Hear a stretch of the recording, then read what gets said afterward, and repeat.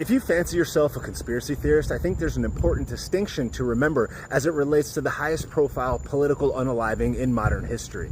First and foremost, the foundation of any good conspiracy theorist is to be open-minded, to follow the facts and the speculation to wherever they may lead, regardless of your preconceived notions about what something is or is not. It's also important to remember that a conspiracy theory is not the sum of all its parts. If a conspiracy theory has 100 parts, you could believe 15 of them, and that doesn't negate that 15 because the other 85 may be untrue or be bent from the true reality. You could believe that the world is run by a shadowy banking elite while not believing in lizard people, for example. A lot of people are coming pretty hard down on people like Candace Owens and Ian Carroll and a multitude of others, as if somebody who questions the official narrative just believes whole cloth every single thing that either of them or whoever else says. Because remember, the foundational basis of a conspiracy theory is that you don't believe the official story, not that you believe everything that every person says along their research. And in a lot of times what they're saying is that this is not to be taken as fact, this is just what I have observed. It really bothers me that people are dismissing the entire concept of something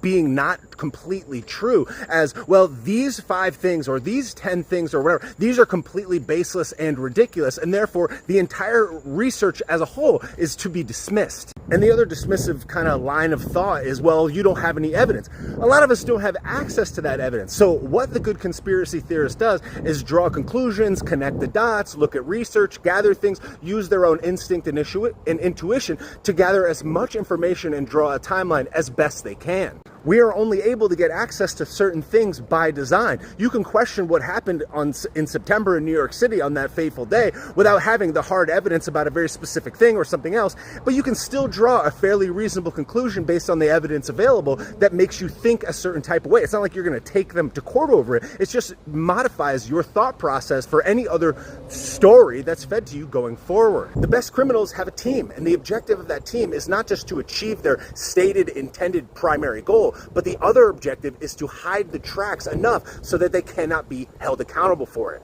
But this is precisely why our justice system is designed in such a way that it's not like, well, in order to have an unaliving, you have to have a body or you have to have a weapon. What you have to have is reasonable doubt, the opinion of a group of people that unanimously decide that a thing is true or untrue. People have been convicted of unaliving people many times without a weapon, and in other cases without even a body.